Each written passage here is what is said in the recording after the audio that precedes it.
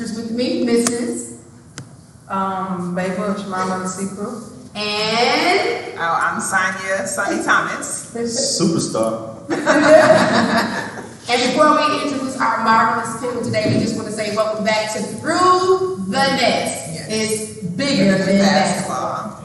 All right, so we are back after a year or so hiatus. However, today I also want to say that one of our panelists is not here, Mr. E.J. Haralson, and I also want to give a moment of celebration, not a moment of silence. We're going to do it for his father, and we're going to do it for Casey Willis. So can everybody give a round of applause and a celebration for the lives of those two people?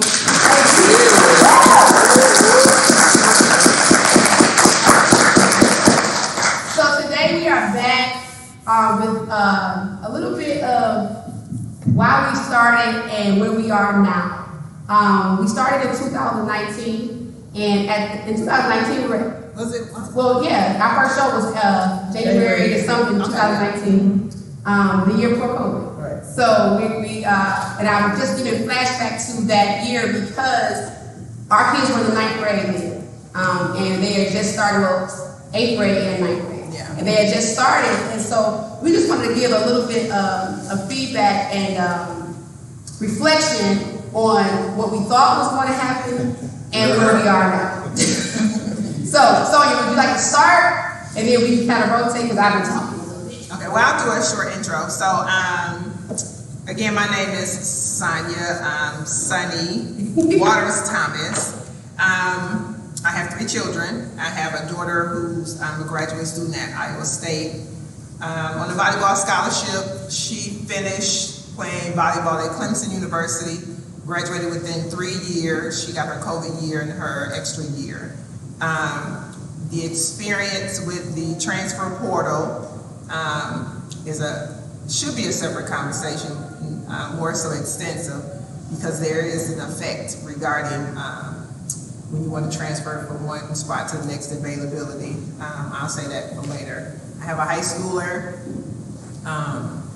17 is a junior, he'll be a senior playing basketball, and I have a 13-year-old middle schooler. But to say how much time is actually being spent in the sports world, I'm a gym rat. I'm not just about basketball. I'm about all our children. We were just speaking about the type of students or student athletes that we actually attract. Typically, it's that at-risk student. But I'm here as a youth advocate. And our children run the gamut from A to Z. Like, you don't have to be the smartest kid. All our children can't be the smartest children. Some of our children have challenges. My 13-year-old has glaucoma. And I would like to say he's one of the smartest kids I know. Tyler. More like a basketball wizard. He's great to have sit next to you while you're coaching, because he knows and understands the game. A great conversationalist, but it does impede on his skills and ability to actually gain the true essence of playing basketball. I know what it's like to have a kid have a 504 and an IEP.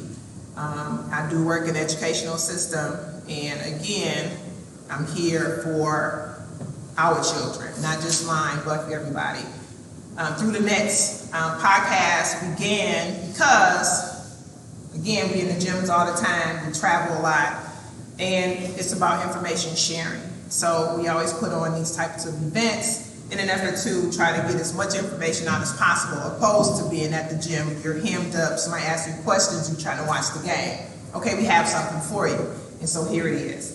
So this brings us to this event, in this forum, where we have our panelists who are experts in their specific areas. And this is what brought us here. It's about resources, information gathering, and sharing. So again, welcome to Through the Nets, because it's always bigger than basketball. Hey. Ms. Caryn, which we want to go? All right, so I'm Lakita Gantz. As you know, I am a former coach. I'm a former student athlete, but most of all, I'm like a basketball mom. But my basketball mom does not just include the world of basketball, it also includes his academics. And for me, I want to what was more important was his academics. So he couldn't do basketball without the academic piece. And it was like that from the start. I mean, from the time he was just 8 years old. If you didn't have your homework done, if you didn't have good grades, you cannot play. I remember the start, well, he got in trouble sophomore year, and he did not play his first game. And it happened like 5 months before that, or 3 months before, and he thought I forgot. But I did not forget, and he did not play in that game. So I really want to just talk about how, although I have only one, because I coach, because I was a teacher, my heart has always been with helping my community and our kids. Sonia mentioned at-risk kids. I'm going to mention even all of the kids who may not have those struggles and those adversities, because sometimes when you have those struggles and adversities, when they hit you, you don't know how to handle it. Because some of us have children and we are, what's the word I want to use? Our parents or their parents have education and they have good jobs. And so they don't have a real struggle in their everyday lives. So when they get to that point where they face that adversity, well, they don't know what to do. So my goal is to have or help everybody, no matter if you have adversities, are at risk, or you have everything going on for yourself. When it comes to sports and academics, when you face those troubles, do you have the tools that it takes to get through it? I would have never thought that my son would have transferred to went to 3 high schools. So I'm going to use that example for my son. Because of academics, because of the things that I think about when it comes to loyalty, and the things that I think about when it comes to stability. You could have not paid me $1 million to say your child is going to go to 3 different high schools. But you never know what might happen. I'm going to say between feeling like my son needed to go to prep school, feeling like my son did not deserve to be in a school where racism was a problem or an issue, and then feeling like he can survive even if he goes to the school that nobody thought he should probably go to. I'm going to say I made the best decisions for Rob, and it all worked out. However, if I could do it again, I would have loved someone to tell me some things, and it may have turned out differently.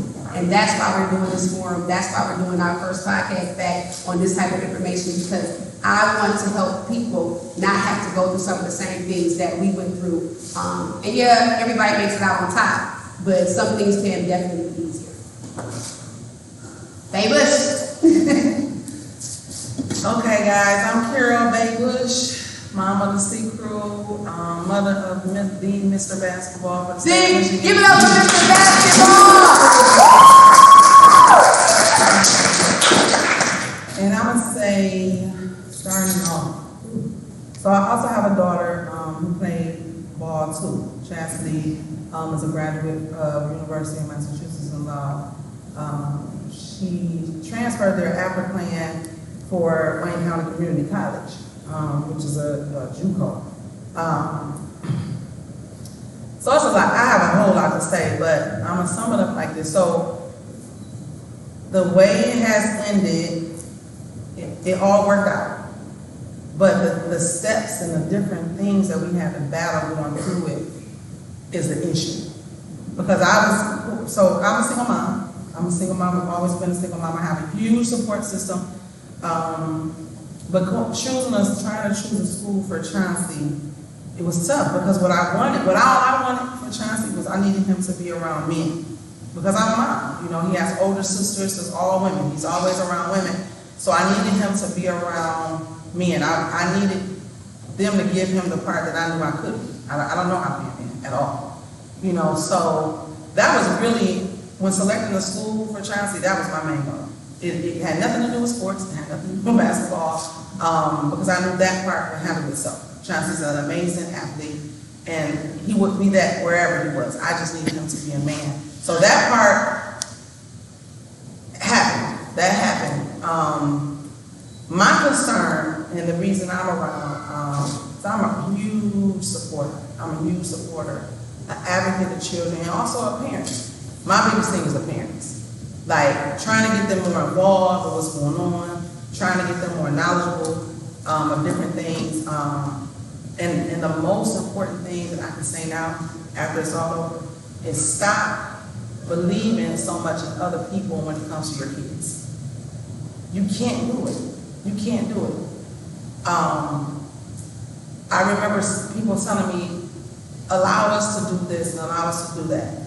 Just chill. It's time for you to chill. You did your job. But chilling kind of messed us up a little bit. Because not everybody gonna do the job like you gonna do it. And I go over and above for everything. Everybody knows that. You know, I'm gonna overdo it. But the reason you overdo it is so you won't be disappointed. Everything gets handled when you do it yourself. So when you allow other people to come in the mix to try to handle it, for me, the ball was dropped. So now I'm really disappointed.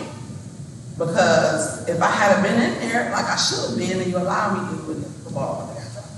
So at the end of the day, I just want parents to be more involved. Like, go into the schools, find out what's going on in the schools. Because what you think going on in the schools is not going on in the schools. You need to get more involved, ask more questions. The only way things are going to change is when you get more involved. Parents change things. Parents can really change things. I don't think a lot of parents believe that they can, but you can. Out in suburban schools, their parent, the parent-teacher organization, the parents run things in the other schools.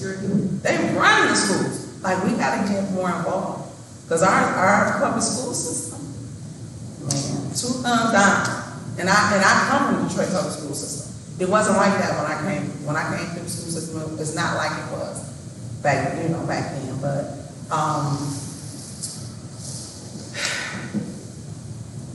everything's gonna be okay. I know for a fact. I just want us to start being more accountable. The accountability is lacking.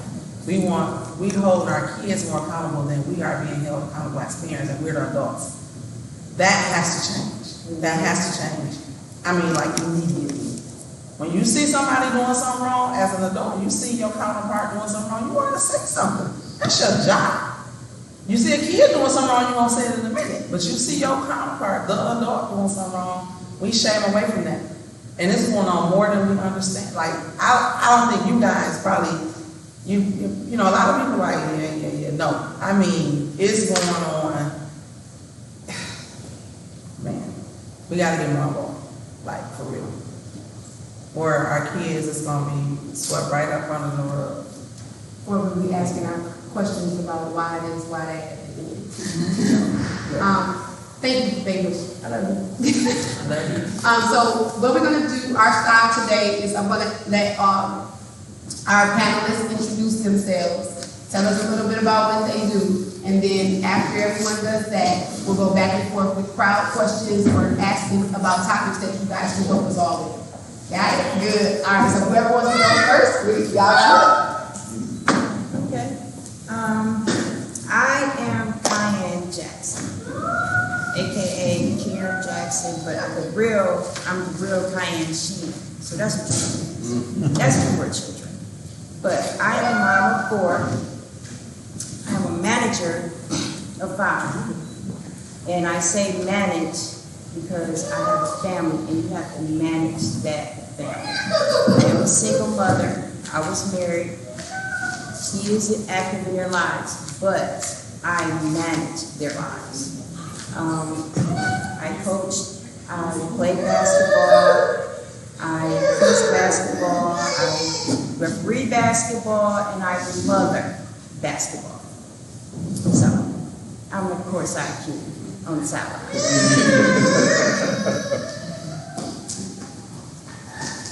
Well, I'm Chaney. I am CEO and founder of Chaney Reaction Counseling Services. I'm a mental health therapist as well as a certified hypnotherapist, as well as the only certified male sports social worker in the state of Michigan. Wow. So my charge as a sports social worker is to focus on an athlete's mental and his physical well-being during and after his playing career, helping them reintegrate into society and things of that nature. It's definitely a labor of love because as a social worker, this is what we do. We help people when they're going through challenging times. And our athletes are faced with a very, very unique set of challenges that's not common to the regular student athlete or the regular student athlete. So we have to look at time management, depression, performance anxiety. All these things go into being an athlete, and they need a mental health break as well. If we start looking at mental health as we do physical health, then we're starting to go in the trend in the right direction. If the star quarterback breaks his leg, we'll have every specialist there trying to help him get back on the field. But that same player said he's having some mental problems. He's depressed, or he's anxious, or he's just having a rough day. We'll tell him to get himself together and get back on that field. And it's not important. And we all need mental health breaks. So, and also dealing with our youth, we're finding that we have a survey, a preseason survey, an in-season survey, and a postseason survey. And when you talk to some of these athletes, some of their biggest stresses come from their parents. So it's very important for the parents to understand that how mental health affects their young student athletes, and how the stress that we put on them can be debilitating, but it can also be enhancing. It just depends on how you use it. That's good. That's good stuff. We're gonna say the man best for last, man of the hour, book and everything. So my name is Kevin Glenn. I'm originally from Detroit, Michigan. I attended St. Martin Corps High School. From there, I went to Illinois State University on a football scholarship. And then after that, I got the pleasure of playing 18 years professionally in the CFL. Right now, what's special to me about that is my whole journey through high school.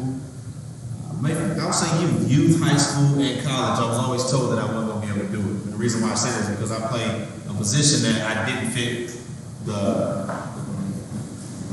mold. I didn't fit the prototype. I played quarterback. So when I came out of school, the quarterback had to be 6'4" and big. A lot of different schools, Wyatt, we'll be honest and say that. Yeah. So I didn't fit the mold, and everybody kept telling me that I would have to change my position.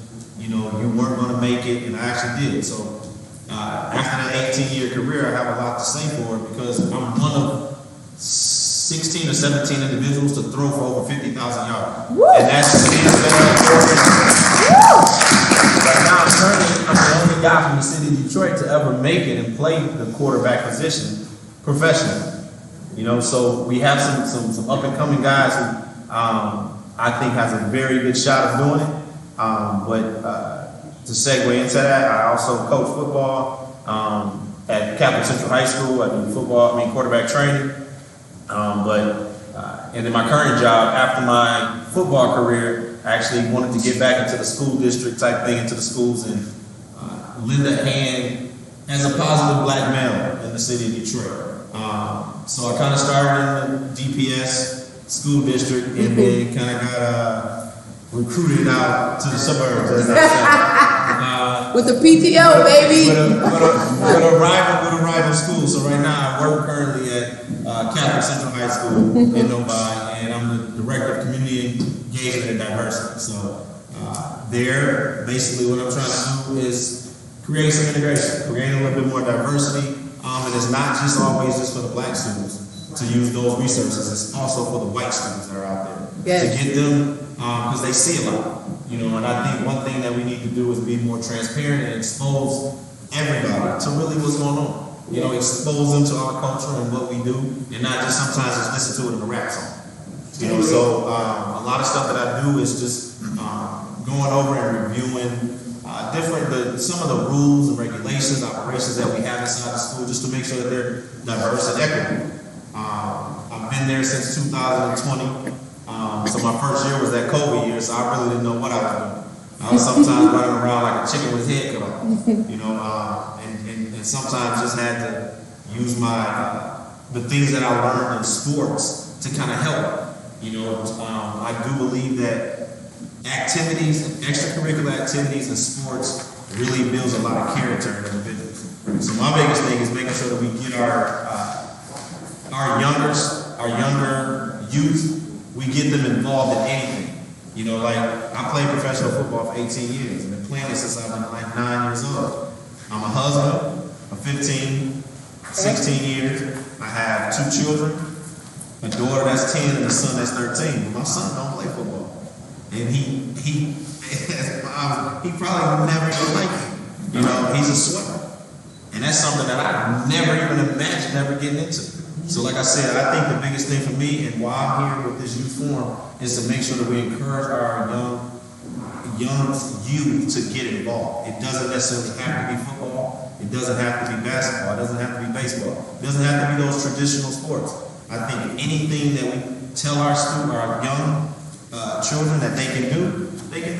And like I said, my son is a swimmer. I never would have thought that. You know, so and that's an arena sometimes that we don't necessarily, our culture never really looked at. I mean, you know the whole cliche of, you know, blacks can't swim. My son can. And my daughter. So that's why I'm here. That's one of the things that I want to, you know, make sure that we get out to the people that are watching and people here is get your son or daughter involved in something.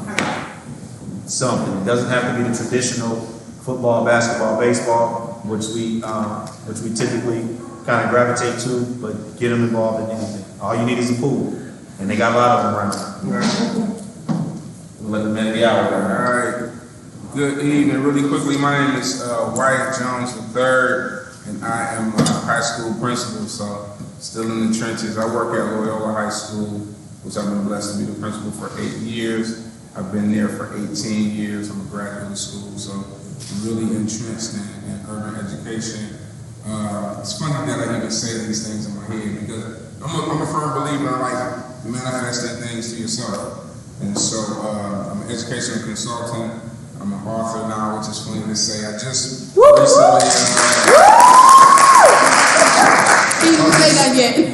really published my first manuscript, which is called The Urban Playbook. It's a guide to building sustainable and healthy, genuine relationship with Black boys. And I think if people have tools to understand what that means, they can move a lot faster. With young Black boys, there's a love language that you have to understand. And if you understand that love language, you can get there. It's rooted in mutual respect. It's rooted in high levels of accountability and expectation. And it's also rooted in this balance of empathy and accountability. So I love what I do. It's mission and it's ministry. I've been afforded an opportunity to coach. So I coach at the Westside Rams youth. I coached 14 for a long time with the big boys. Now I'm coaching 10-year-olds. And if I would have known that, I would have been coaching 10-year-olds a long time. I like the little babies and they excite me. I'm in a PhD program, so part of it is just for my kids that I work with. You want to be the model, so it's less about what you say and more about what you show. And just excited to be here to hear questions, to be able to kind of give what we do. And I think a lot of times being the expert means that you're just in the trenches and you do the work and you have some results from doing it. So, amen. Thank you, Eric. He moved down to the 10 group because he was trying to groom. I want to win.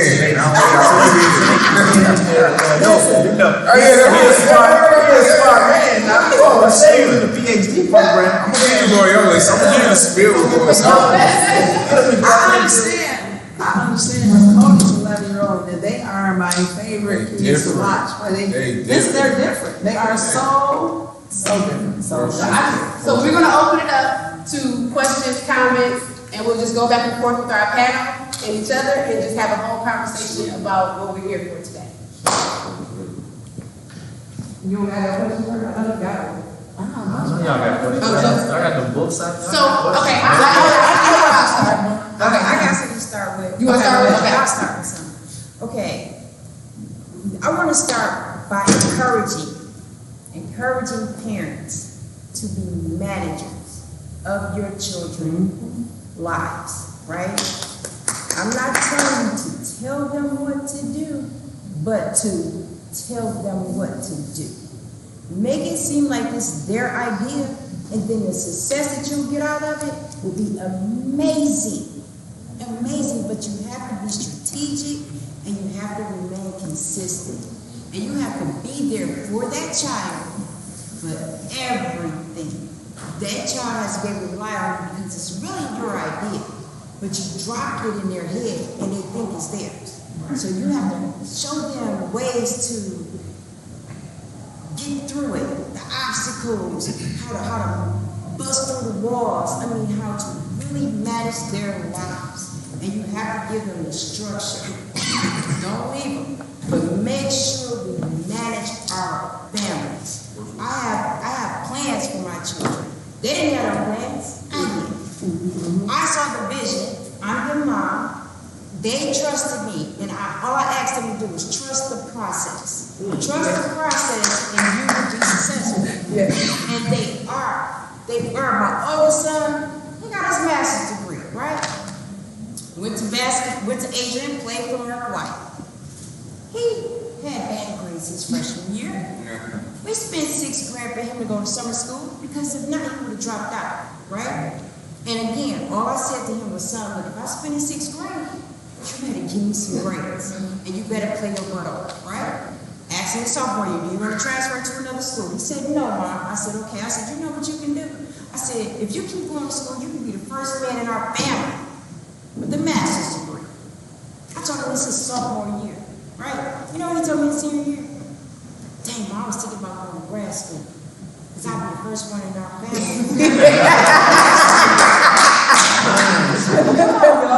Be manipulative. Yes. Do what benefits you, that benefits that kid. If this is his teacher, if this is his principal, I'm going to tell this principal how to get the best out of my child. Right? It's not going against my kid's back, but it's helping him, help me, help him. Amen. Right? Please, y'all, manage our families. That's it. Nice. Nice. Yes, I like that. I love that. So I have a question.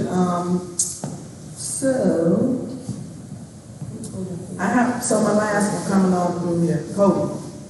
And I'm getting calls about Cody already now. So I know what I don't want to do. And I'm not going to say it, but I know what I don't want to do. I need Kevin and Wyatt to talk to us a little more about, well, I hope you guys can, when you talking with me, guys, a little bit the difference between a public school system and a private school system. I know you guys both went to private school, but Kevin hasn't always been in private school. He went to public school too. He just went private school, high school. And I know you guys can answer. But we need to know, because it's always this public school thing, the tougher competition. You know how it goes, you know. So I could talk to you about this all night, honestly, because like you just said, I went to public school from kindergarten all the way up to fifth grade. Then I moved to eighth grade. Right. And then I went to Catholic school from 9th grade to 12th grade. Right. Graduated from Catholic school, and then I actually, like you said, when I came back those last 6 years of me playing professionally, I was into the schools. I was in a charter school, so I got to see that. And I was in the classroom dealing with curriculum and all this other stuff. So like I said, I could talk to you all night, but I'll sum it up. I think a lot of times it has to do with resources. I don't necessarily, this is my opinion, so this is my opinion. I think that public schools do not allocate their resources properly. I'm not saying that I know how to. I'm just telling you what I'm seeing. I don't think they allocate their resources properly, which now makes it hard for good individuals to do good things. They're climbing up a hill that they just can't get up. They just don't have the resources in order to do it. I think Catholic schools do a very good job of allocating those resources in the proper areas. They understand, and it could be that the parents are actually paying. So there's a different type of mindset when you're dealing with administration who is dealing with parents who are paying, or parents that are just going there for free. You know, so a lot of times those resources, you get the good curriculums. You know, a lot of public and charter schools get free curriculums and they just run with them. Where private schools say, hey, when our parents are paying for this, we got to make sure we have something in place that we can show that this is going to get their kid to a very good college, is gonna educate and expose their kids to things that they want their kids to get exposed and educate them. So I think a lot has to do with the resources and allocation and where they put those dollars. I mean, a lot of us are from the city of Detroit, and my whole life, all I heard was the Michigan State Lottery is funded public school. At some point, I was like, are they just telling me that, and they're just conditioning me to think this? Because that's a whole lot of money that I see on that billboard where it says the Mega Millions, and that's a lot of money when people don't win. So where is all this money going to? You know, and like I said, I'm not sitting in a lot of the boardrooms, but I've been in a lot of offices where I do know where some of this money is going to. The position that I'm in, like I said, I sit in areas where they're having these conversations about dollars and what these dollars amount, what is this going to, and what are we building here? You know, Catholic Central, for instance, they're building a science center, a STEM center. It's like a $30-something million STEM center, and this is so that they can equip the kids that go there to this new age technology that's about to happen. You know, so I do believe that public schools, they got that kind of money too. Like I said, when I see these billboards with the Michigan State Lottery, so I just don't think those dollars are being allocated in the right area. So asking a question going to a board meeting and asking where dollars are being allocated in public school system is something that a parent can actually go and do.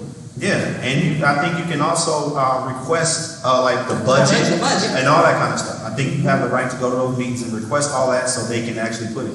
Now remember that people can manipulate numbers and all that kind of stuff to make it look like what they're doing, and they can say that this project is going to happen and it can be 10 years out and it never happened.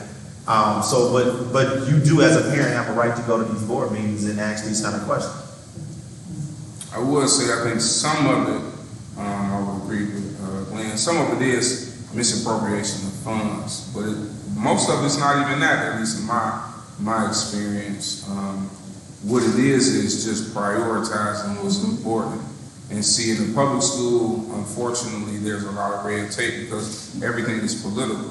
So when you look at school boards that have agendas, right, wrong, or indifferent, you have principals who are trying to make sure they can stay in the position they're in, teachers who have unions, who have tenure, which is a big thing. In the Catholic school, it was less of a unionized system for teachers. So you either teach or you at will. If you don't take care of business, you get a fired. So it's much harder to move teachers around in public school. I think what it is too is kind of that red tape is difficult in the public school where there are people who are there who have students' best interests at heart. However, they don't have systems in place to really have effective change.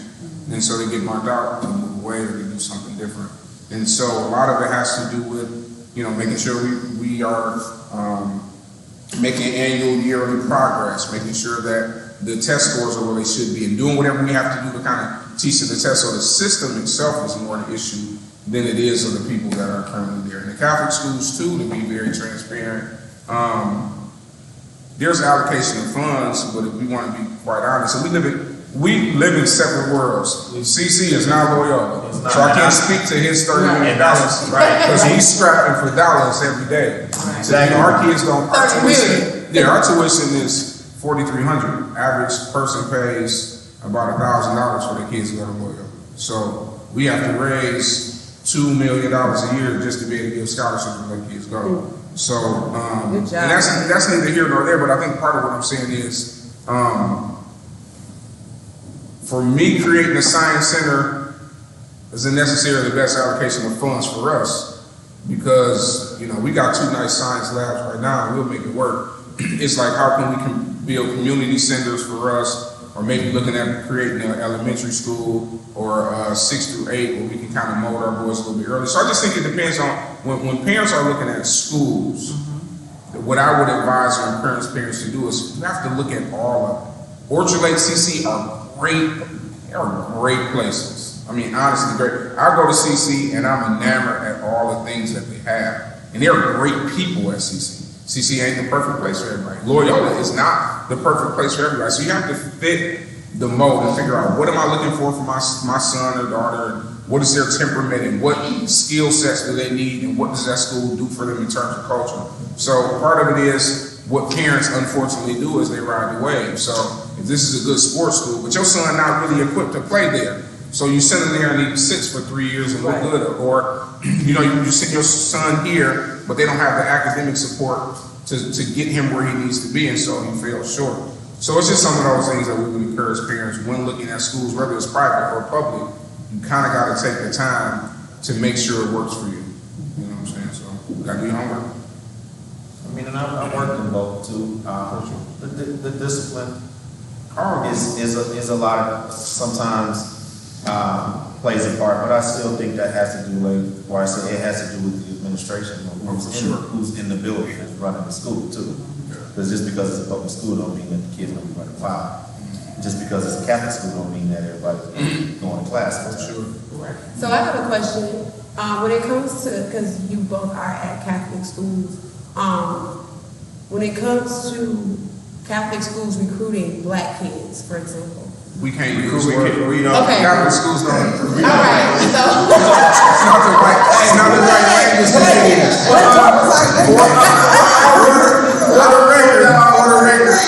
For the record. Okay, all right, so I'm going to rephrase the question. All right, so when it comes to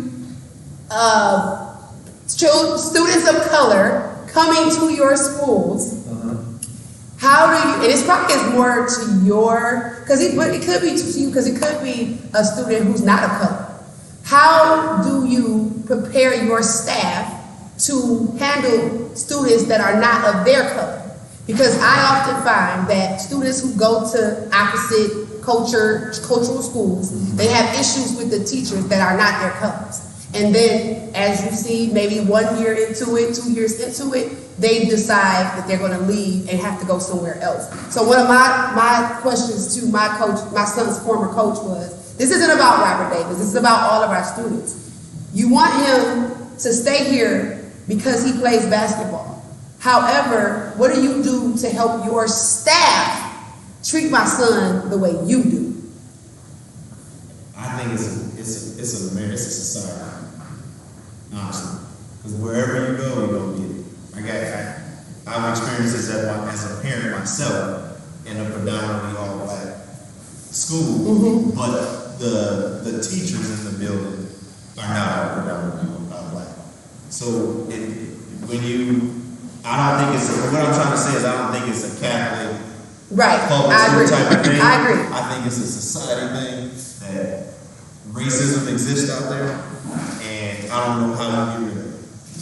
What we do try to do as far as our school though, is we try to build things inside the school, and that's what my job is at kind of Catholic. And that's why I asked you, because I was wondering, like, is Catholic Central the only school within is Catholic Central that has your position? No, there are other schools that actually have my position. So and they're trying to get them into some of the public schools. And that's the reason why, because a lot of the teachers are not predominantly black. So there needs to be some kind of cultural awareness that goes on. Right. You know, they have this thing is culturally responsive classroom. So and the reason why I know a lot of this stuff is my wife is a teacher. She's been in education for 20 plus years. So it's not a Catholic or public type of thing. It's a society. It's a cultural thing. What we've tried to do at CC is we brought on our educational consultant, Kwame Simmons, and he's done things where he's done professional development with our staff. And the reason why is because, and what CC has done very well has been transparent. They say, hey, we know that we need this work, so we're going to go out and we're going, hey, Kevin, I introduced Kwame. Kwame has built a relationship. Hey, we're going to bring him on so he can help us try to coach our teachers. He's done evaluations inside the classroom to put things down in proposals for him to help, our teachers understand when you get a kid. And it's not always just a kid of just color. No, it's not. It could be a kid that's social economics. Like, it could be because we're a school that you have to pay $15,700 to go here. Exactly. So what we do tuition assistance, so you may get a kid who lives in $1 million house, and you may get a kid who's renting. Yeah. So you also have to balance that out too as a teacher to be in that class to understand I might need to show this kid a little bit more attention than this kid because he might be able to afford a tutor outside of class, but he can't. So that's what we've tried to do at Catholic Central. being that our population and our demographics in our school are very heavily Caucasian white male, you know, on a lower scale diversity. When you talk about blacks, multiracial, you know, Arab American, Indian, Asian. Yeah. So I'm gonna keep the topic the same because I want it, like from your standpoint, because I know your teachers, you still go through it even though you're student. And then I want you to talk about that same topic with your daughter in Mississippi State and Tennessee, and then I want you to end, if you can, Brian, with how the mental part of this all flows and affects the student athlete. 30 seconds. So it's kind of implicit bias. So it has some of it is cultural, but even teachers who we have in our building, who, if you don't create the narrative, will assume that our young boys or young men, you know, because they come from impoverished backgrounds, need a certain level of empathy. Yeah, but if you lower that bar, do you understand the negative impacts that it has on him? So yes, we understand you come from a single parent, or you know your father locked up, your father is deceased, or whatever the situation is. We understand that, and culturally and instructively will support you with that. But the expectation won't change. The bar is still what it is.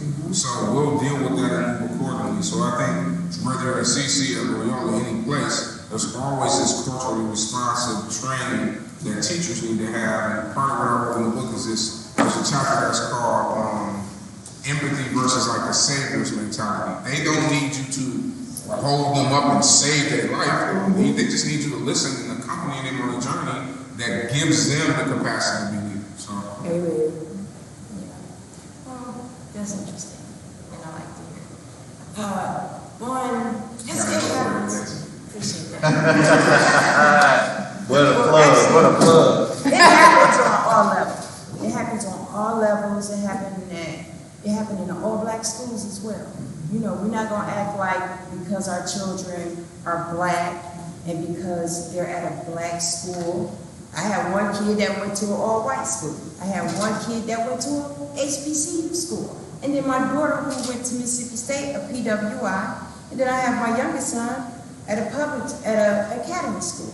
So it happens on all levels, and it happens with all color, and it happens mainly with our own people, right? Yes. But what's most important is that we have to talk to our children daily, right? Because I need to know when that mood swing changed. I need to know when I think that you had an issue, and now I have to recalculate back when, okay, you were here, and you were around here, and you were around this person. So that has a lot to do with managing our children's lives, right? So then that way we can kind of pinpoint a little bit more and be able to help them quickly, opposed to letting something manifest over time, and now here it is, you have this huge issue, and it was really quiet. So it happens on all levels. And for those of you who don't know, Lakita Jackson is my daughter, right? Miss Basketball. We got Miss Basketball, Miss Basketball. We got the stars up here. So she has been challenged and faced with so much diversity, right? In the classroom, on the court, off the court, in the locker room, fans, social media. But one thing I have equipped her with is empowerment, self-empowerment, right? And I love her to death because she's so confident, she's so strong in who she is as an individual that she don't let nobody mentally break her down because she know what God has for her is for her. Amen. So we have to continuously build into our children. And we have to strategically place our children where we think that they can get the best, they can maximize. So it ain't about where we take them, it's who we put them with as a whole. As a whole. Before you come back, Yeah. and just what you said, Caryn, but turning it with the son, with males, and that's the thing. I thought I put my son with some black males, and you like what it was presented as for years, and I was like, "What's gonna look like? Hold up, finally, when it was said to me, we never wanted your son. You know what I'm saying? Or the players. What? You gonna call him every day? Where did this come from? You know? So on the reverse of it, how do you bring your son back from that? That's a great question. Well, I understand what you're saying, right? And one thing, I have a 27-year-old, I have a 22-year-old, and there were kids 21, and I have a 16-year-old son. A 22-year-old one, he doesn't play basketball. No. He's extremely smart though. He went to Harvard at 16, in summer school. He bowls, he plays in the band. He's the quiet kid. So he's the one I worry about the most because I don't know what he's really going through because he don't express himself. So I have to be, what's wrong? You know, how you doing, man? You good? But I don't want to make him feel like I'm babying him because he's 22. He's 6'3". I'm not doing that. Boo, you good? You sure? Okay, all right, good. You know what I'm saying? If something you need to talk about, let's talk about it. But I have to give him that comfort zone because I want him to understand, come to me, right? But one thing I try to do is, let's share our location. I don't care where you at, who you with. Don't worry about you don't have to care about where I am, who I'm with, but if you need me, you can look right on my location and see and say, okay, she over here at the Horatio building, I need to pull up on her. Just to check and see, you know what I'm saying, is she over there? And I give my kids that power. Check on me, because that's what I want you to do. Because I want you to understand, if I feel the need to, I just want to check up on you, make sure you good, you need some money, y'all good? All right, I'm out. It's just, we have to be a part, we have to remain active. We have to remain active. Just what Bay was saying, we have to remain active no matter who we place our kids with. I placed my daughter at a school that had nothing when you walk in the gym, but 2 rings and a half a shot clock.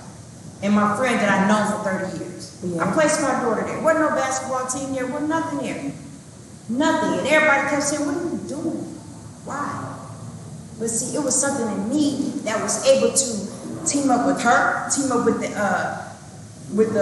the school director, to team up with the principal, to team up with oh yeah, this is cool because I can come in here and I can feel comfortable with knowing that you're going to do your part, you're going to do your part, I'm going to do my part, and together we made a great team, right? So you have to do that. That's the thing. But is there a difference though having a black female basketball player as opposed to, you know, you being female, you play this and that, you have a daughter. I played female, but here's my son. And there were certain things that my son is not going to say, just as a male, that I had to, so I think he started looking a certain way. Not interested in ball anymore. Sick at home, throwing up. While his team was, you know, Michigan State, and coaches never called him, and they're calling me like, where's your son? So is there a difference? Huge difference. Huge. I mean, I think it is for a black male. I mean, it just is the things that black males go through in society, and especially when I played sports at a high level, and the level of commitment that you have to put in to say that you're good and you want to be the best. All that kind of stuff plays a part, and that's why I think Brian needs to speak, because I didn't learn about any of this mental gymnastic stuff with having affirmations and goal setting and all that. I didn't get any of that until I got to the pros. But we have individuals here now that can take our young men that are in high school, who are in college, and take them through these kind of processes. I think that would help. You know, I think the biggest thing is trying to make sure that we give positive reinforcement to our kids. Oh, just because they said that they didn't want you, and I know it's tough. Just because they didn't say they didn't, they don't want you, somebody else will. You're gonna bounce back from this, and I know it's tough. I've been there. I've gotten cut from teams. My whole life, people were telling me that I couldn't do it. Like, you can't do it. I personally sat in quarterback rooms where I was the only black. And that's player or coach. There was nobody that looked like me in the room, so I had to sit in the classroom and, they're laughing and cracking jokes about stuff, and I'm like, I don't get that. what's so funny? So I've experienced it, but I don't think there is a formula. I think that the more a parent or the more the village can uplift our black males and have more positive reinforcement around them, showing them positive role models, I think that's the most important thing. Because I don't think there is a formula because every kid is different. The only formula I can think of is that psychology, that mental person to sit down and talk to and try to answer some of these questions. I want to add, because this is a thing. My daughter, probably last year, she said, Mom, I want to disconnect from all social media. If we can share with our children just what someone present could be a facade. Just because they present whatever on their pages does not have to actually mean that it's actually real or their reality.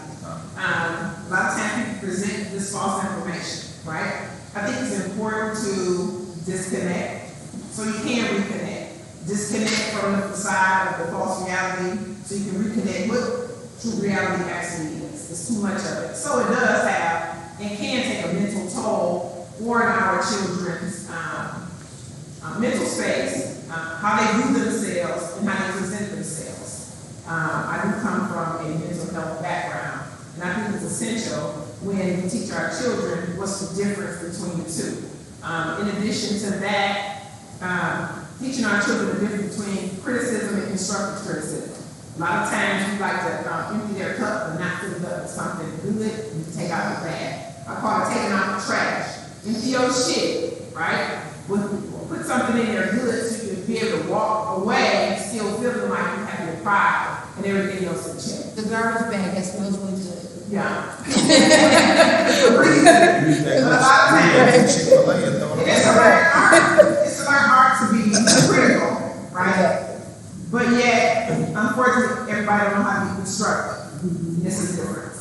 Brian, you can go ahead and speak. Well, one of the first things we can do, especially working with our young men and our young women, is help destigmatize mental health, mental illness, first of all. It's always been a barrier for black men because there's never been, I'm 1%. I was 1%, 22 years ago when I graduated in grad school, my master's, in social work, and I'm still 1%. So there's not always a lot of black men for black men to go through and talk, especially for our young ones. We need to understand that wherever our kids go, whether it's a segregated place or whatever, because I'm a graduate of Detroit Catholic Central. I'm also a product of Detroit Public Schools. So me going to Catholic Central, it was a little culture shock. I saw a lot, heard a lot, and I had to deal with a lot. But we allow our kids to run so quick and not understanding the process. We look at the product, but not the process, and that's what's hurting our kids.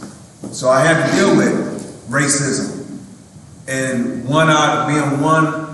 was 4 blacks out of 272 students. If I could learn how to deal with racism then, and there was a heavy concentration of it, then I could go out in the real world and deal with it every day once I was an adult. So it's all about how we look at it. It's called reframing. So it's all about how we look at it. You can take the same picture, and if you change the angle of the camera, that picture looks totally different. So if we focus on that racism, it's like if I give you a sheet of paper and I put a little dot on it, most people would just tell me they see that dot. So if that's what you focus on and I bring it to your face, it's going to get much bigger wherever your feed grows. You're worried about that dot, but what about all this other stuff? So we focus on that racism, so as soon as we see something that looks like it, then we sensationalize with it. So it's really about reframing. And then our communication with our children, we have to give them a safe space to communicate. We as adults, and you guys can all understand this, and this is where my hypnotherapy background comes in. The more relaxed you are, the easier it is for you to receive information, process information, and give information. If somebody's yelling at you, you're not really going to receive that. Just as we as adults, if our boss is yelling at us, we're going to be ready to fight. So why do we have so many expectations for our children? Yes. However, on the flip side of that, that's why sports is so imperative. And I think every panelist up here has mentioned it. There's no other place that I've found in my 50 years that you're gonna have to deal with adversity, sudden change, conflict, controversy, everything. You gotta do. Sports is gonna give you that. You don't have a lot of time to process in sports. You have to react. And as a father, as a CEO, as a son, I gotta be able to react. I'm not always gonna have time to process things. It's great when you do that. That would be really convenient to be able to do that, but it's not always there. And sports gives our children that. There's no other place where you'll be hit with mental as well as physical pressure and still expected to perform. That's big. That's big. So as parents, make sure that we're giving our kids that space and make sure that we're helping them with the process, because we as parents, we ruin our children. Tell them how great they are. Yeah. You're this, you're that. And just as I think Kevin said, as soon as they hit the conflict, they crumble. They don't know how to deal with it, because all they know about is the end result. They only know about the end result. It's about the process, y'all. So make sure we teach them the process. Do you have any strategies or things you can help Rena with when she asked the question about how does she bring her son back from what he experienced with a coach that did not deliver? Because this is what was said when he transferred, was that coach said that he had to build my son's trust back up in a male, a coach, being able to trust again. I don't know if it's, another black male, the coach himself, or just a man, period. He had to build him up first, through sports, talking, whatever he did in practice. I'm not exactly sure where your question is. Say it again. So pretty much he had a bad experience at one school, right? Yes, ma'am. But she's saying, like, because of that bad experience as a mom, what do I need to do to bring my kid back, to get him back to where he was when he had that confidence? Or he was torn down. Yeah. Definitely. Besides basketball. Sometimes coming from a parent is, like my father would always say that you guys are listening to us, a streets rage. So sometimes coming from a parent, it's not always the same. So having that outside source, like a certified sports social worker, to step in and be able to help your son understand what he's going through, understand the same strengths that he's had all the way through his career, the same strengths that are going to help him persevere through whatever he's going through. Because the one thing you cannot measure is resilience. So encourage him to talk to someone. Most pro athletes, they have someone to talk to. You have to have that outlet, because again, athletes have so many different stresses that the average common person has. We got time management. I can tell you how my schedule was. That's why I'm a beast now. When you gotta get up and be at workouts at 5:30 in the morning, be at Class 8, be at workouts, be at the stadium, watch film, practice, study table, and then I'm supposed to enjoy college. You gotta balance that. Don't forget that you're evaluated every second. Every second, and now I'm being evaluated. I gotta get ready for this game, but I also gotta pass this test so I can get into business school. That's pressure. He has a question. That's stress. It's not a question. It was just even if your child or whoever it may be isn't comfortable speaking to someone yet, because I was one that's my ride or die. But at first, I wasn't that comfortable just talking about my feelings. And to your therapist? To your therapist? No, to you. Okay. Just getting to know myself in this last year and taking this class of creative writing and writing down your thoughts and emotions and stuff like that.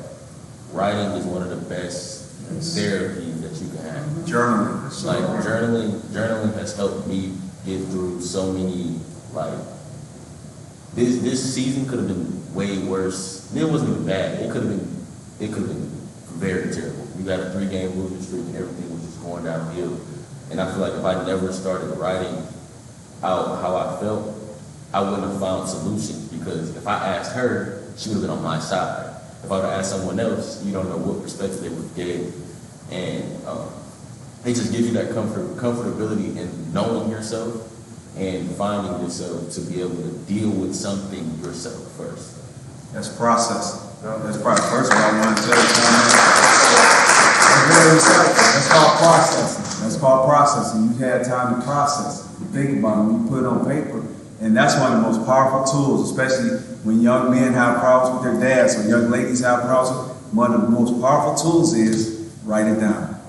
Because just write it down. So like you said, write it down because like one of the things that get over people's heads when teachers used to say, don't type it out, write it down, you'll remember it more. It's actually true when it comes to real life. You write something down, you're not going to forget how it made you feel or how you actually wanted to deal with the situation. Like even in lyrics, Kanye said that he done forgot more things he ever thought of. If he wrote that shit down, he'd probably be not even touched when it comes to his rap stuff. So just writing and journaling is probably one of the greatest things that one thing I'd encourage you, so we as adults oftentimes feel like we have all the answers to, especially as mentors, like you got, this mentor thing is really a balance. Like it's a dance. And somewhat like I'm just good at it. I mean, and that's not cocky, I'm just good at it because I think I just understand it. But part of it is knowing when to push and knowing when to like step back. Like that's a really, you gotta really be keen to it. Because sometimes young men or young ladies, they don't need for you to talk. Sometimes they just need for you to listen and be like, I don't got no answer for you, I heard you. And leave it at that. Like if you think you have to have all the answers.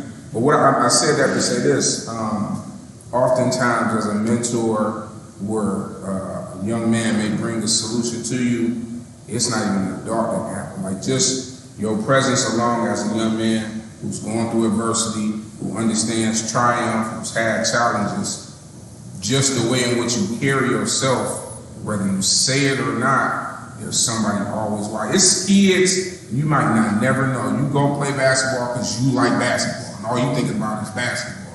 It's kids who literally I've heard out of their mouth, like, he good, I want to be like that. Like, you understand the power that you have as a young man, as a black young man, to do things that manifest things for other people without even opening your mouth. So what I encourage you to do is to continue to live in your truth.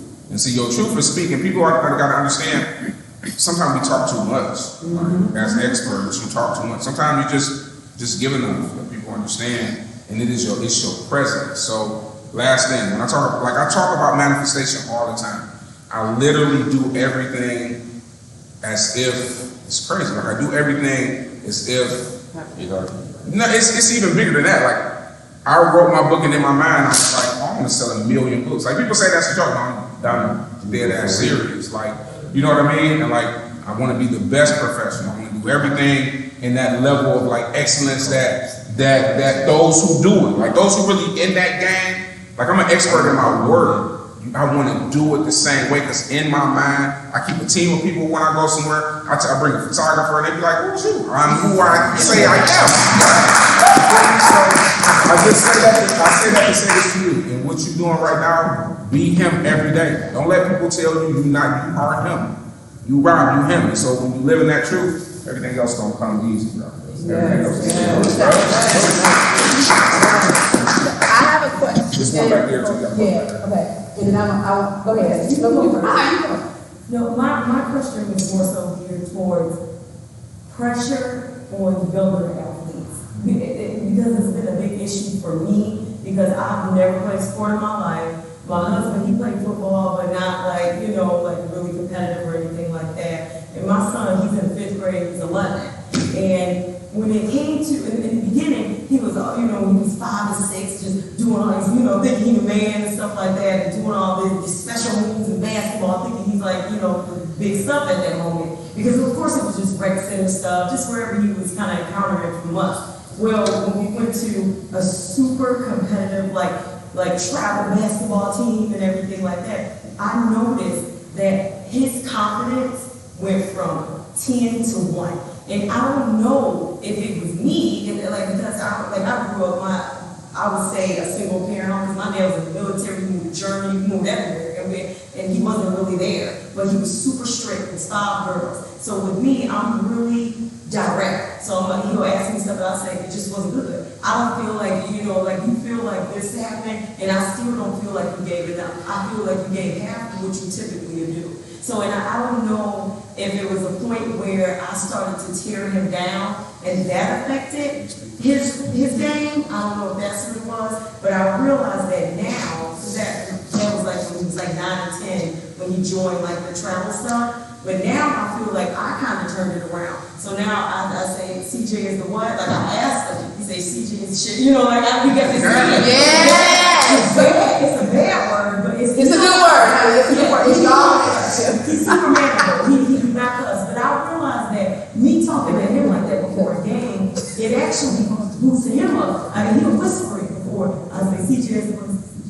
Like, I'm like, don't tell me. CJ is the what? Like, try to make them. And I feel like he plays better now. But at the same time, how do you feel about putting pressure on younger athletes? Like, how do you feel about it? It can be very debilitating. It can be very debilitating. And as a father of 4 sons, I'm learning the errors of my ways. I have a 9th and 10th grader, and I have a 1st and 2nd grader. Okay. And the way that I go about sports with the 2 sets is totally different. Okay. The oldest 2, they had to be perfect. Here I was in the 1996 NFL draft. I know football, and you're going to do it the way I told you to. Okay. To the point where I'm on the field tackling my son in the rain, and I got on a suit because he wasn't hitting hard enough. He's 9 years old. It got to a point where my 6'4", 210-pound son, who's being coached by Coach Glenn right now, didn't want to play football anymore because of me. So now with my younger 2 sons, I tell them, go fast, make as many mistakes as you want, and have fun. Yeah. That's it.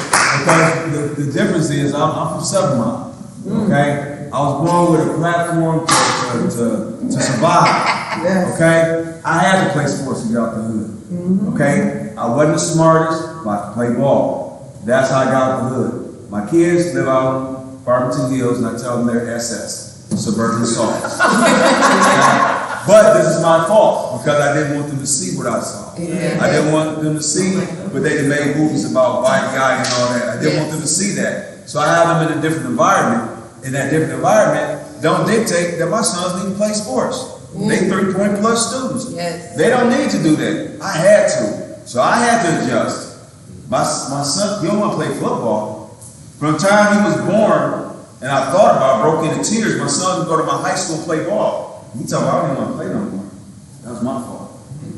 That was my fault. So just as those surveys I was talking about, some of the most pressure that these young student athletes deal with is from the parents. You got to get your scholarship. You got to do this. That was my way. That's not their way. Yeah. That's not their way. Their mentality is not going to be what mine is. My mentality is I walk with my head on the swivel. Because again, I'm from 7 Mile. And if you don't, you get your head knocked off. They all in Farmington Hills and my door's unlocked. It's different. Different. So they don't have that grind, that dog in them. And because of that, I can't demean them because of that. I can't. And the thing is, if it's going to be, it will be. My son, I just told Coach the other day. My son just said to me, he said, Dad, because he went down to King the other day and dominated this little camp. He said, Dad, I am Superman. I'm starting to understand. I'm supposed to be an athlete. I was like, damn, son, it's about time. It's about time. But it's going to come. You keep giving them your message, but you cool with it, and it's going to resonate within your children. Yeah, because I totally backed off. Yeah. Recently to the point that he was at, like, he'll do this thing, he'll play. He said, did I do okay? How'd I do? Did I do okay? And I said, you know what? I feel like that was better than me just telling him, you did bad. You did this. I didn't like it. I don't feel like it was good. Now he asked me, did I do good? And I said, yeah, I'm happy with what you did. He said, what can I do better? Yeah. And I was like, what you feel like? He said, I feel like I could have ran a little faster. I feel like you ran fast. But yeah, I agree. And I feel like our relationship grew because now when it's hard, we can talk about it without me being mad and just being silent, driving, not talking to him. And he just keep looking at me and say, what I do? I did bad? And I'm like, no. So now I'm talking. The thing about it is every kid is different. Yeah. So where some kids can take a little bit more pushing, some kids don't. Okay. You know, so some kids can take it. You know what? I want to say something on that real quick. So what I would always do with my children, I would ask them, right? I would ask them, what do you want? Do you want to be good, right? And I would give them the definition of good. Good, you're going to be better than, I say about 70% of the kids in the gym because you're my kid. Right? That's just it. You're going to be good because you're my kid, right? Just because you had that fire in it, right? Or do you want to be great? Now, 70% natural, right?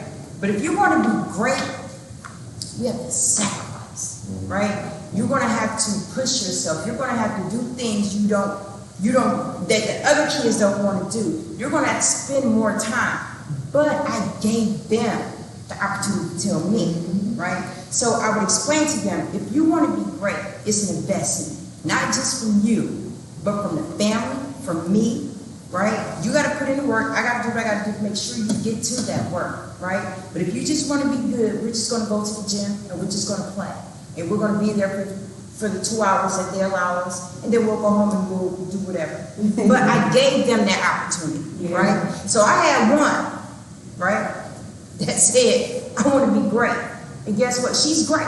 Yes, and she said, I want to be great. She sacrificed, right? The other one said, hey, I'm going to be good. I'm going to be good at whatever I do. And guess what I did? I empowered them to be good at what they decided to do, which they ended up being great at what they do. But I gave them that vision, and I also empowered them with the resources to be that. And that's what I'm saying to us as parents. We have to empower them with the resources, but talk to them so then that way you'll know how hard you're going to push that kid. Because if that kid don't want to be pushed, he's going to tell you want to be good. But if he can tell you want to be great, that means he's going to sacrifice them dances, and he's going to go to the gym or on the track or on the field, and he wants you to be there. He wants you to give them trainers and that extra work. But give them that opportunity to talk to them. But continue to be their biggest fan. You hear me?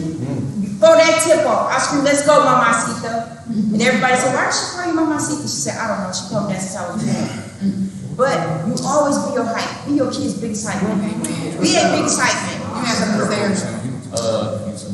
Now there's a flip side to that though, because as a man, I did not understand, or as a young man, I didn't understand that after having 4 touchdowns, 10 tackles, my father would come after the game and say, why did I miss a block? And I'm like, and it would really piss me off. So, but as I grew and understood, my father said, son, you said the things that you do great, you're supposed to do, you're my son. Now you got people watching, we got to clean that stuff up. So we had to clean the other stuff up. So instead of patting my back and telling me all the great things I did, he took the course of telling me what I did wrong. Because a lot of times if we tell our kids all the good stuff they're doing, when you get ready to tell them they're wrong, they ain't trying to hear you. And if you keep giving them the bad too, they're going to shut it down. You got a question, Rob? How old is your Pardon? How old is your son? He just turned 11, so 5th grade. Introduce him to as many things as you can. Introduce him to what? As many things as you can. Anything that can turn into a profession. Because if he finds something that he loves as much as he loves basketball, those two will coincide, and that work ethic and that fire to succeed in one or the other will push him at a later date to be successful and the most highest at one or at both. Because they were That's all right. This boy is sitting up here. She kept me fly as a kid, and I always loved being and I want to be one of the biggest fashion designers to ever be known. That's one.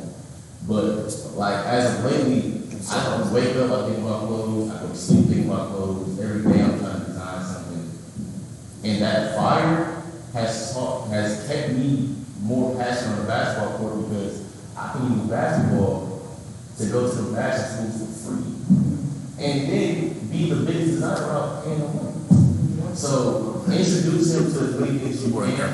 So that he can be successful. It's funny you said that because my son, he didn't think it was going to be anything medical because I'm actually a nurse. I love it. But I took him to the operating room because I work in the OR, and I took him to the operating room on like Saturday, like at work, at my job, and just to let him see, and I let him watch. I let him watch the surgery go on, like from the outside. And the surgeon said, "No, like let him come in," because them sergeants, it's crazy the resources that they get. It's amazing, actually. They let them come in and, oh, I come touch stuff. So I said, you know what? Let me see how far I can push you with it, because I'm real cool when it comes to sergeants. So I said, let me use my resources. I didn't have resources when I was little. I grew up in Detroit over there on like 12th Street and Dexter over there. So same thing. And you did it the right way. Yep, so I was like, okay, let me use some resources too. And he actually now he's saying, I think I want to go see your old R&D. I want to go see it. And now I'm like, okay, like, you know. Naturally, he was going to want to follow you quicker, but you let him decide when he wanted to do that. Where my dad messed up, he kind of pushed it too early. And I said I have a whole stuff set out. I wanted to go to Michigan. I wanted to major in political science. I went to school. I don't like law because it's all corrupt. I don't like And then when he found out that I didn't want to do that, it's kind of like shell shock. He was like, we're going to have to talk about this. But like, if you kind of navigate and see what your kid likes first and put him in a position to like it himself instead of forcing him, then it'll just plan out better for you both. You know, Yeah. like I wanted to do that already, but I wasn't doing it. Yeah, same thing. Hey, manager.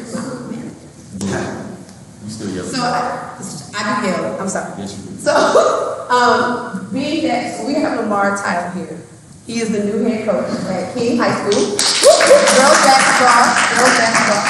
So I wanted to know, like, is there anything that I just want to like help, like not like tell you what to do, but if we could like give him some like really good empowerment messages that we've experienced that maybe he should know. Because like first of all, we know that King is the mecca of women's girls basketball. And so he's trying to revive something that has been let go of for a couple years. But I feel like he's coming into a whole new generation when it comes to what this generation thinks compared to what it used to be. So if we could give him like some stuff to help him just, because I know what it feels like to be a new coach and it's girls. So. I coach girls. Oh, okay. It was middle school girls. Yeah, it's a difference. There's a difference coming straight from boys now from girls, but I'm ready. So I'm talking to anybody, but my biggest thing is being a former coach myself, and we're all going to be coaches in some capacity. But understand your why.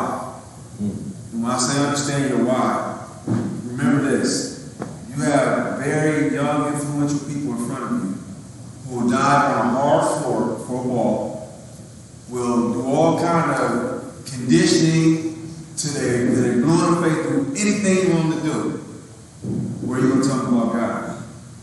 Where are you going to talk about their future and how to be a better person? Because it's bigger than the game of sports. And if you get them to do all that, then think about what you can get them to do in their personal life. You feel me? So just remember your why. And it's bigger than winning games. It's not the product, it's the process. I'm a champion. And I can't tell you nothing about my championship game that lasted 48 minutes. That's it. It was a process. There's the 4 years leading up to that. Those are the memories. Those days of practice, those challenges. Bleeding and sweating and crying and fighting with my teammates. It's that process, that camaraderie, that understanding what commitment was about. Dedication and sacrifice. That's the process. And those processes, we talk about teaching our kids to be great on the court. It's big. We're just not talking sports. Because being great on the court means being great over there. Hard work over there is hard work over there. Laziness over there, it's going to be laziness over there. Making excuses over there, it's going to be making excuses there, and there. Yeah. So it goes across the board. So the things that you teach them in sports, understand that it's bigger than sports. It's going to take care of them the rest of their life, change the trajectory of their lives. So remember your why. Remember the power that you have as a coach. And I'm going to just make one comment because of that why. So I used to be a fiery, wild coach, and one of my ADs gave me a mentor. And so my first mentor question was, I need you to tell me why you coach. So when I gave him my paper back, it said, win this, win that, do this, do that. And he was like, this is all wrong, and he balled it up. He said, nothing on that paper has anything to do with the kids you coach. And that was the best thing that ever happened to me as a coach. Because then I knew that no matter how well I played the game, no matter what I know I will do next, my kids can never see the game through my eyes. Never. And that made me a better coach every day. So that was just a question. You in the back. Dawn. What's your why? You get up every day, you feed them, you make sure you go to work, you prepare him to go to school, and you put in the time that you put into his future dreams. What's your why? That's why I love school and be proud of yourself. I mean, I'm a single parent too, so I didn't have somebody to invest that same time to me, so I had idle hands. So I was trying to figure out stuff. And raising them, I wanted to provide those resources to them so that he has the option to choose to make himself proud. That's all. So your son goes to he's in 10th grade. And I'm new to this, the whole sports scene, and just sitting back, observing and just listening to a lot of stuff. It is very challenging dealing with sports. And the most challenging part about it is the adults. Amen. That's even in education, babe. And I always say, what is the point of working with these kids? Because especially with kids that go to like public schools in the inner city, like what is the goal for them? Like, and I feel like a lot of times they don't have a direct goal for them. Like, and I always thought the goal was to get them to go to college because there's scholarships out there and other things that, other avenues for them that they just don't present to them, or they use them to their advantage, and then when things don't go their way, they disregard them, and that's the worst thing I feel like you can do to a child. So. Yeah. All that's definitely. I think a lot of times I've seen it to where sometimes individuals are living their life through a kid, and like you said, the whole goal of it was to use this sports thing as a vehicle to drive down these roads to get to where you needed to be, and that's what I did. I had parents that basically said the same thing. You going to school, and if you don't get good grades, then you ain't playing. So, and at one point, I think when I got to college, I figured out like this sports thing could really take me to another level. And I didn't know at that time really what it was going to take me to. But sports has basically gotten me through college for free. I got a degree in industrial technology. From there, I spent 18 years playing professionally.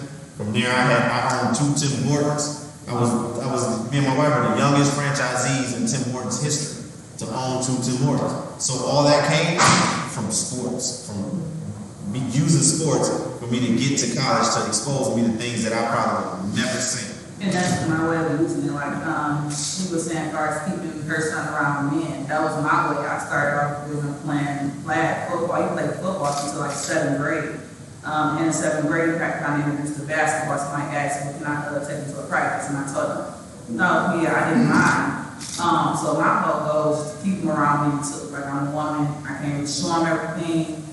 So just having him around some positive males, in your mind, I think that's what's going on. But again, once you start, you involve, you start to see certain stuff, like, you kind of iffy about having your kids with certain people and doing certain things. So. It's positive. The problem is this: when it switches over to how and in what way does it benefit the man who was there, and when it no longer benefits him, then how does he interact with your son? Or if it's a kid who's bigger than your son, like that's where it gets kind of murky. So I always tell parents to be very mindful of where you put your kids, because every male who is positive doesn't have the same genuine intent. Sometimes it's just a shark to see how long they can leech onto your kid and see where it goes. The one thing I did want to say about sports, though, and this is the unintended piece. Yes, it is an opportunity for kids to go to college and do all those other things and get scholarships, and if you don't have money, but sometimes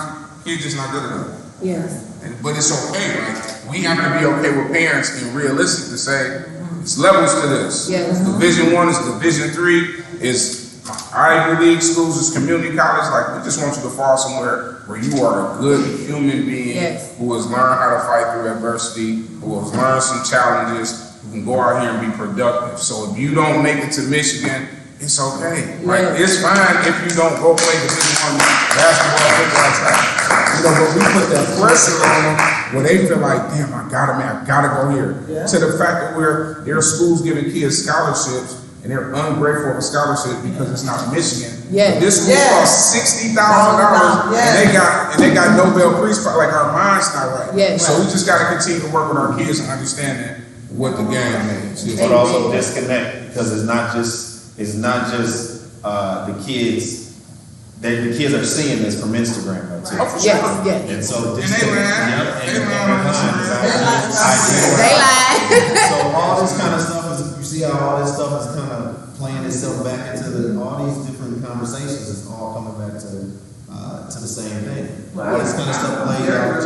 I try to be very transparent too, because a lot of times I see a lot of people hype these kids up, and then, you know, when they don't produce, they tear them down. Yes. So, I mean, I'm the first person that's going to tell my son something. I told him you're going to hear it from somewhere else, but I'm telling him first. So, I mean, It's like the highlight reel, they show all the good stuff. Yeah. You see the Bible One pass. would be shooting in the gym.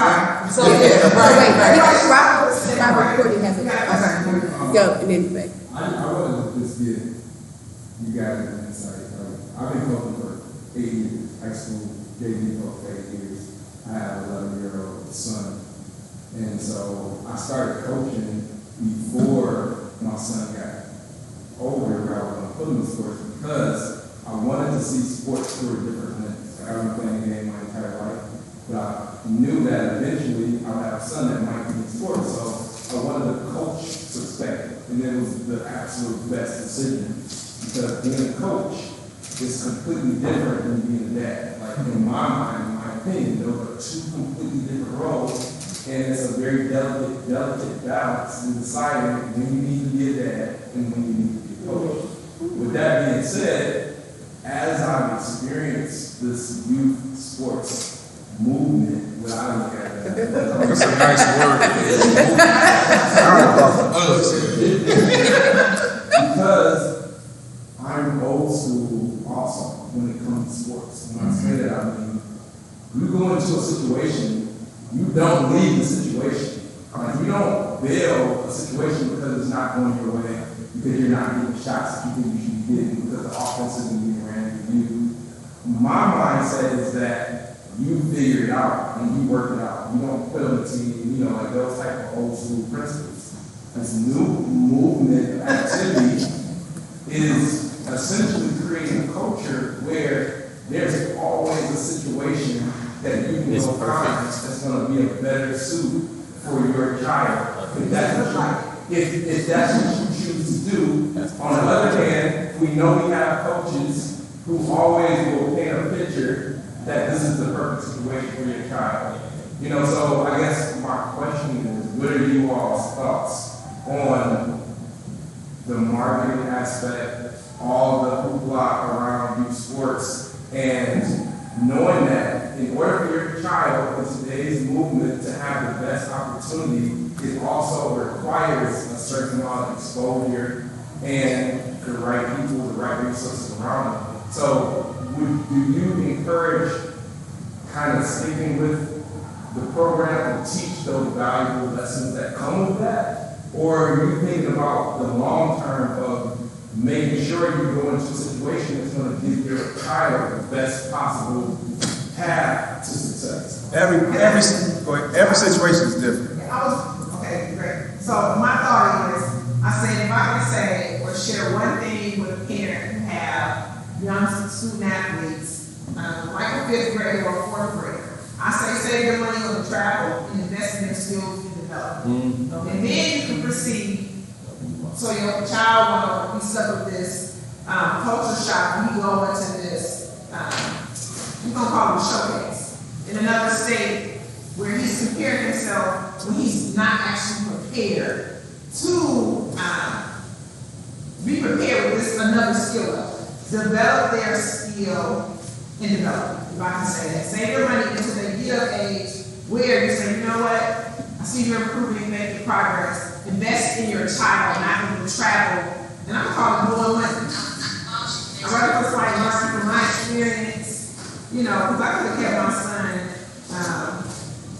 in a more centralized training and development, right?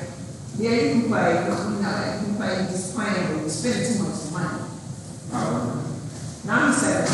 He was playing since what, 7 hours? We been playing. We was like. Traveling sound good. So, we all. Because what I also want to say too though is this for me. Training cool, but I know I see kids now that train like great training kids, but when they get on the court with a team, they can't fucking play either. Yeah. So it's like a mixture. It's a mixture. Yeah. I never want my kids don't do that a lot of that training. Right. I mean, they can go 1 or 2 times, and guess what? You know what the fuck to do. We gonna do that shit for our own. It depends. Because that's a lot of wasted money too. Yeah. So it's. Yeah, it just I guess it depends on some of these. If everybody's going to the same trainer, who gonna do what different? Nobody. It's just, I mean, that's another thing. Like, so I don't know. I like training because sometimes you need people to motivate you. I'm gonna use me. I like to lift weights, right? But I'm not as good at lifting weights by myself, so I need a trainer. Somebody to tell me, you need to do this, this, and this. When I sit there sometimes, if you ever lift the weights, you get tired after a set, you be sitting there before you go to your next set, when really you're supposed to only have 30 seconds to a minute between your sets, right? But your trainer gonna be like, you sitting there too long, come on, because that's the way it works when you do it properly with the timing, not sitting and waiting 3 minutes when you should only wait 30 seconds. So I know that training isn't the only piece. However, I do think with a trainer comes discipline, routine, habits, accountability, all types of stuff if you have that trainer who understands those things, right? Or all of those things. The problem is 9 out of 10 of the trainers don't understand the whole process. Because it's a trend and everybody thinks they can do it. Exactly. So that's the problem. And that's something that we don't have a hold on. We will never be able to stop how many people say, you know what, I want to train. But what you can do, right? That's why trainers, they just teach you something so they train, and then you become a trainer. Like what makes you know? There's no certification or nothing, right? Gotta jump out there at the wolves sometime. You get beat up enough, you'll learn how to punch back. So it is some training, but you gotta play with it. Let me say this real quick. Just because we don't want to get away from this, the foundation, right? It don't have to be with basketball. It don't have to be with football. My daughter didn't play basketball till she was 12. But I knew that she was going to be tall. That I did know. So I made sure she did something that she can work on her footwork. Whether she decided to play sports, or decided to dance when she got older, or play tennis, or just to be able to walk in heels, right? It's you got to be strategic with your child's life. You know I didn't run out and invest in my son to play AAU, because guess what? He wasn't doing right in school. So now I'm not going to invest in you with no sports. I'm going to invest in his grades, right?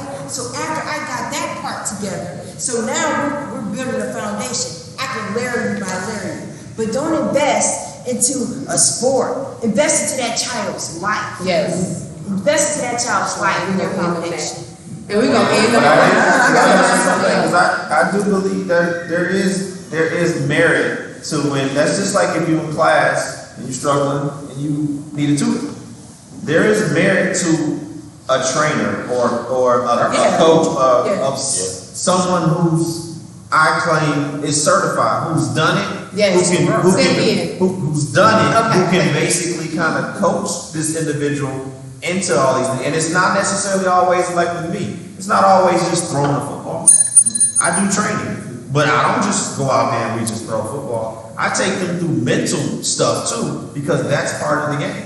And a lot of people can't do that because they've never done it. Right. They think I put on a t-shirt, I call myself a trainer, we're gonna go out to the field and we just gonna throw. Right. All right, go ahead, read it. I was just gonna say, but like with the training, I look for certain teams that gave the foundation as a whole. But even just what I just find just very discouraging, I don't know if it's just Michigan, what people always say, is that because you put them on a particular team and they're not so skilled, but they're on that team or the organization, they get better at just looks, and yet they're not That good.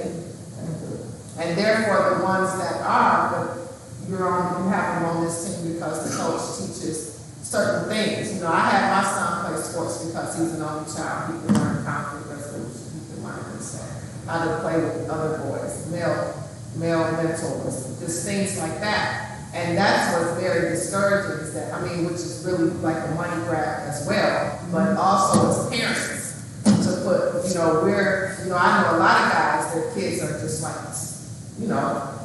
only reached a certain plateau, but they keep them in this organization, this big name AAU organization for prestige, and it's really discouraging. And as parents, the kids are sad. So we don't know that it's political. It don't necessarily have nothing to do with that kid. It's stuff behind it. So then, that's when you come back and managing your kid. You just got to make sure that you.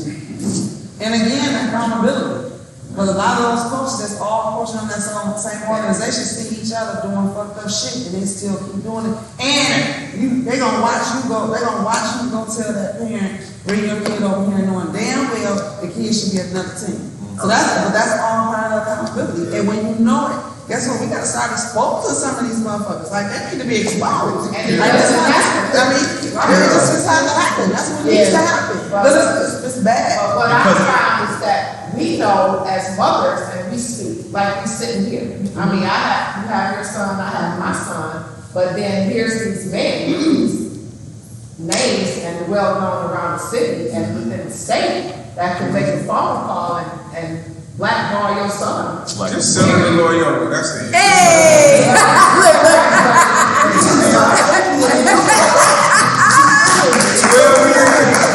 12 years ago. That's right, where's the plug? So I do want to say two. And then we gonna get ready to. I'm gonna say two things. I'm gonna say something too. But I'm gonna say two things. One, I'm gonna say, I don't know if everybody know in the room, but what I love about Loyola is they have like 100% graduation rate, and the kids go to college. And I know, like we all, it's a really good thing. It's not talked about enough. What I say all the time is they're doing work over at Loyola. It might not be the Michigans or wherever school they go. I see all different types of school, but I think every kid that plays sports should be getting should go to college. Yes. Because it only requires work from the coach, work from the staff, the administration. It's just required work. That's our kids, our administration, our coaching staff is not doing as much work because it only requires work.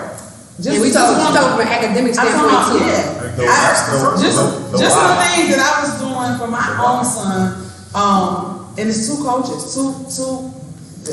coaches called me and said, "Hey, listen, where's you at? Where are you? Where's Chauncey at? Blah blah blah blah blah." Talking, and they like, "Okay, listen, do A, B, C, and D."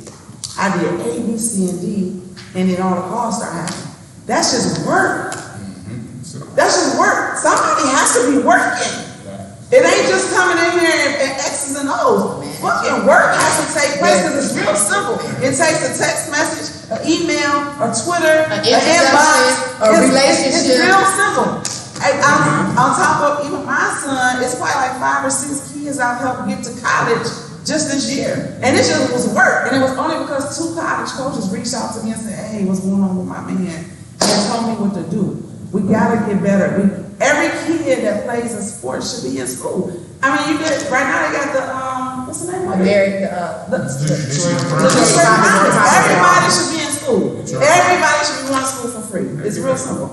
That's the first thing. And the second thing, I can't have it in here not but yes, that me too. I was already on it. So one of the reasons, so my son, a couple times we were leaving a school we were at, King, we were leaving. I remember 9th grade. It was early, and I think it was summer. It was the summertime. And Chauncey used to be like, I gotta get there, I gotta be on time. I'm like, dog, you don't drive. It's 50 of y'all in this house. Like, you gonna get there when I get you there, you know?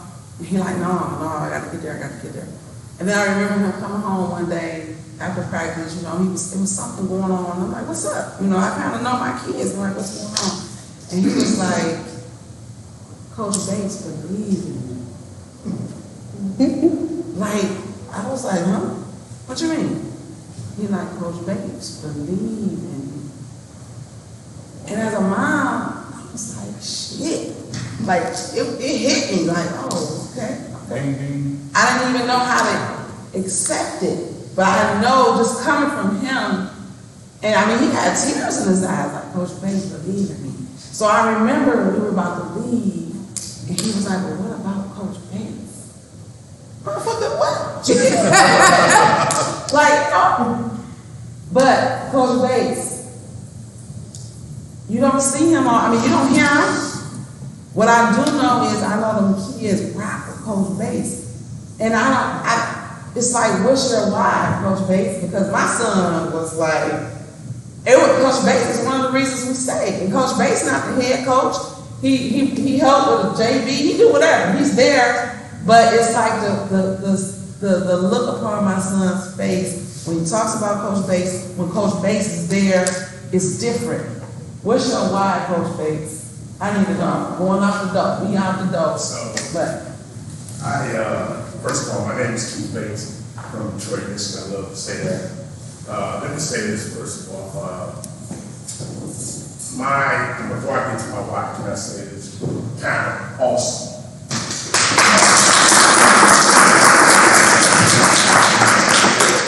I like to stand up and talk about coaching, I guess. So, second of all, as I come here and I visit the city, what's my disappointment today? I'll stop and I'll speak with the Christian. This room, and I'm just done with Jim. And I said, man, I better hurry up and get down and bring Kobe down. I said, he's going to be so proud. Let's take it from him. He should be so proud of him. And there should be so many parents. Because when you look around, it's just full of knowledge. I just want to commend him for thanks for the flowers for me, but just for my feelings of sitting in the back row. So much that they can learn from this. My disappointment is, and I'm going to take it further, because my disappointment is, why? You ask me my why, I'm asking my why not. As a coach, I do it because someone did it for me. I've looked at I listen to everybody say where they're from, project kid, there's a sports help you venture out to college and all the same, single parent. We all, majority of us come from that type of house. So my thing was like the give back process. That's why I do it. I'm 12 hours a day at General Motors as a foreman, UAW. By the time I got here, that's my release. And then the thing of it is eventually that helps me helping someone, helping kids. You gotta really have it. There's no money. It's not about the money. It's something that's really instilled in me to do. Somebody did it for me, and I always say that, especially when I'm speaking to you about they gave me the floor. Man, sitting here listening to you, man, I got hours. I almost got teary-eyed because really someone up there said, like a role model. See, because the kids today, 10, 11, they can reach and touch. They can't touch John Moran. I'm just saying, really, they see him on TV doing a thing. You do the same thing. And we got to start still that you guys are role model. What you do, those 10 to 9, 10 to 11 year olds and watch you. They can touch you and talk to them and things like that. So I just want to say that too. But my why is that it's simple, it's easy. Then when I see parents, I'll get back to see parents like yourself.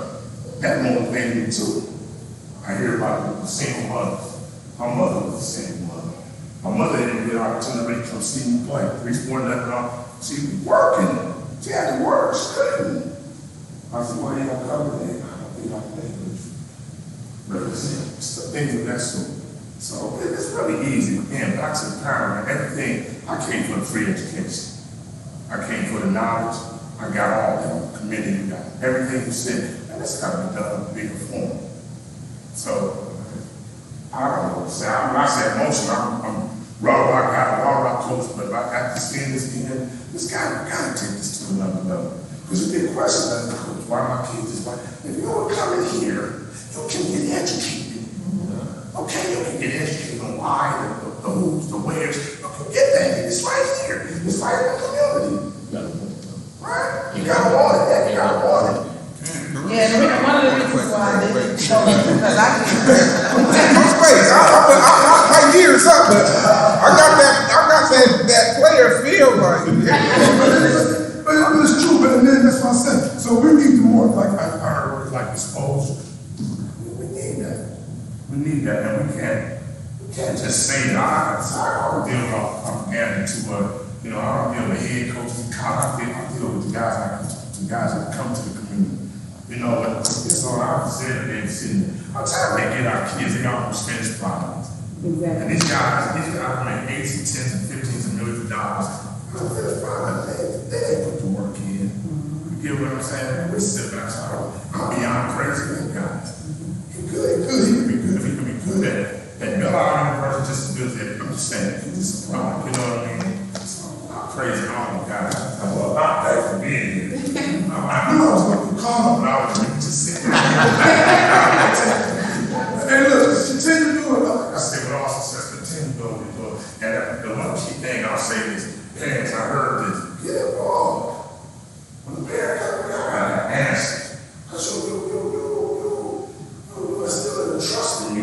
Okay? So when I leave here, my actions as an adult, a grown man, is not to be on nobody news, doing something crazy. Because I got paid out of the course for 25 years. And that's what helped me live my life in controls. When I'm doing some crazy stuff. Because it's the kids. My mentorship and my mentor. So I appreciate everything. Thank you guys.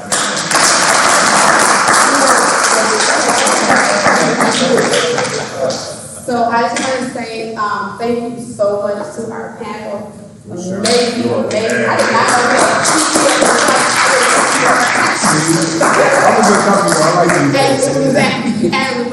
I want to say thank you to you all who showed up. Because at the end of the day, for our children, we must show up, show out, ask questions, learn more, never stop learning because there's always something going to change, a new rule, a new this. I have packets on the table for MHSAA's transfer rules, all that stuff, because it is important to know that piece if you ever want to transfer. Because before you do it, believe me, after you do it, they're going to all try to tell you, so you need to know the rules and make sure you get it right. And then I also have Division 1 and Division 2 NCAA requirements stuff up there, and name, image, and likeness. It will be trending down to high school players, so it's important to have that information. It's all on the table for you. Thank y'all. We have Wyatt. Oh, I'm sorry, yes. Yes. We have Wyatt Gantz in the house. Listen, ladies and gentlemen. Yes, please. We have an author. Y'all need to be a part of his $1 million. I only got 2 books out right now. My mama, because I have a book signing, but when they asked me to come, these will be the first books that I give out. My mother has one of mine. Nobody else in the world have a book. So yeah, definitely if you're $25 come purchase a book. Yes. Really